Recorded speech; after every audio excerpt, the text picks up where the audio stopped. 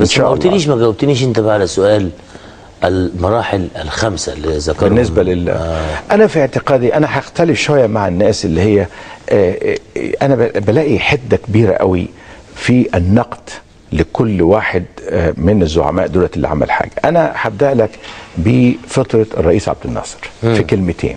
انا بالنسبه لي، لان انا عشت الفتره دي، انا بالنسبه لي الرئيس عبد الناصر كان زعيم وطني عربي. حاجتين انا الحقيقه بذكرهم دايما للزعيم الرئيس عبد الناصر. نمره واحد، ان كلنا كان عندنا حلم وطني. عمل لنا حلم، عمل لنا جو، عمل لنا حلم. يعني انت لما تحلم مثلا انك هتبني السد العالي، اما تحلم مثلا ان مصر علميا في الطاقه النوويه بدات في عصر عبد الناصر. التعليم اللي انا خدته، انا لا رحت مدارس اجنبيه ولا غيره، رحت زي اي مصري مدارس حكوميه، كنت بتعلم مش عارف تصوير